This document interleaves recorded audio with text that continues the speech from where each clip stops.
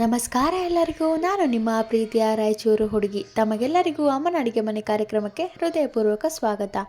ಇವತ್ತಿನ special recipe ಏನಪ್ಪ ಅಂದರೆ ಟೊಮೆಟೊ ಪಾಸ್ತಾ. ಅದು ಹೇಗೆ ಮಾಡೋದು ಅಂತ ನೋಡ್ಕೊಂಡು ಬರೋಣ.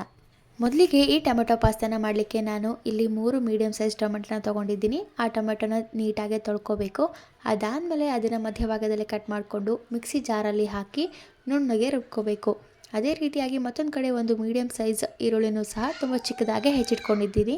ಮತ್ತೊಂದು ಕಡೆ ನಾನು ಒಂದು ಬಾಣಲೆನೂ ಕೂಡ ಕಾಯಲಿಕ್ಕೆ ಇಟ್ಟಿದ್ದೆ. ಅದೇನು ಕಾದಾದಮೇಲೆ ಅದಕ್ಕೆ 2ರಿಂದ 3 ಟೇಬಲ್ ಸ್ಪೂನಷ್ಟು ಎಣ್ಣೆನ ಹಾಕ್ಕೋಬೇಕು. ಎಣ್ಣೆನ ಕಾಯಲಿಕ್ಕೆ ಬಿಡಬೇಕು. ಎಣ್ಣೆ ಕಾದಾದಮೇಲೆ ಅರ್ಧ ಟೇಬಲ್ ಸ್ಪೂನ್ ಜೀರಿಗೆ, ಅರ್ಧ ಟೇಬಲ್ ಸ್ಪೂನ್ ಸಾಸಿವೆನ ಹಾಕಿ ಅದು ಚಟಪಟ ಅನ್ನೋವರೆಗೂ ಅದನ್ನು ಫ್ರೈ ಮಾಡ್ಕೋಬೇಕು. ಅದಾದಮೇಲೆ ಒಂದು ಸ್ವಲ್ಪ ಕರಿಬೇವನ್ನು ಹಾಕಿ ಅದು ಕೂಡ ಕಂದು ಬಣ್ಣವರೆಗೂ ಅದನ್ನು ಫ್ರೈ ಮಾಡ್ಕೋಬೇಕು. ಅದಾದಮೇಲೆ ಮುಂಚೆನೇ ನಾವು ಏನು ಹೆಚ್ಚಿಟ್ಕೊಂಡಿರ್ತೀವಲ್ಲ ಮೀಡಿಯಮ್ ಸೈಜ್ ಈರುಳ್ಳಿನ, ಅದನ್ನು ಇದೇ ಹಂತದಲ್ಲಿ ಸೇರಿಸ್ಕೋಬೇಕು. ಈರುಳ್ಳಿ ಸ್ವಲ್ಪ ಗೋಲ್ಡನ್ ಬ್ರೌನ್ ಆಗೋವರೆಗೂ ಅದನ್ನು ಫ್ರೈ ಮಾಡ್ಕೋಬೇಕು. ಈರುಳ್ಳಿನ ಸೇರಿಸ್ಕೊಂಡ್ಮೇಲೆ ಅದನ್ನು ತುಂಬ ಚೆನ್ನಾಗಿ ಕಲಿಸ್ಕೋಬೇಕು. ಎಣ್ಣೆ ಹಾಕಿ ಈರುಳ್ಳಿ ತುಂಬ ಚೆನ್ನಾಗಿ ಬೆರಿಬೇಕು. ಅಲ್ಲಿವರೆಗೂ ಅದನ್ನು ಫ್ರೈ ಮಾಡ್ಕೋಬೇಕು.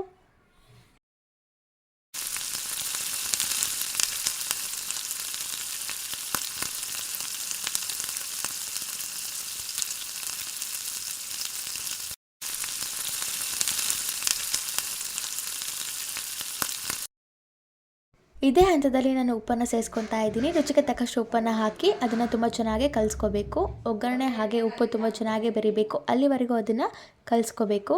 ಅದಾದಮೇಲೆ ನಾವು ಮುಂಚೆನೇ ರೆಡಿ ಮಾಡಿ ಇಟ್ಕೊಂಡಿರುವಂತಹ ಟೊಮೆಟೊ ಪ್ಯೂರಿನ ಇದೇ ಹಂತದಲ್ಲಿ ಹಾಕಬೇಕು. ಆ ಟೊಮೆಟೊ ಪ್ಯೂರಿ ಹಸಿ ವಾಸನೆ ಹೋಗೋವರೆಗೂ ಅದನ್ನು ಕುದಿಸ್ಕೋಬೇಕು. ಟೊಮೆಟೊ ಪ್ಯೂರಿ ನೋಡಿ ಕಲರ್ ಚೇಂಜ್ ಆಗ್ತಾ ಇದೆ ಅಂದರೆ ಇದು ಹಸಿ ವಾಸನೆ ಹೋಗ್ತಾ ಕಲರ್ ಚೇಂಜ್ ಆಗುತ್ತೆ. ಅಂದರೆ ಆಲ್ಮೋಸ್ಟ್ ಫ್ರೈ ಆದಂಗೆಲ್ಲ ಕಲರ್ ಚೇಂಜ್ ಆಗ್ತಾ ಹೋಗುತ್ತೆ. ಹಾಗೆ ತುಂಬ ಚೆನ್ನಾಗಿ ಎಣ್ಣೆ ಬಿಡುತ್ತೆ.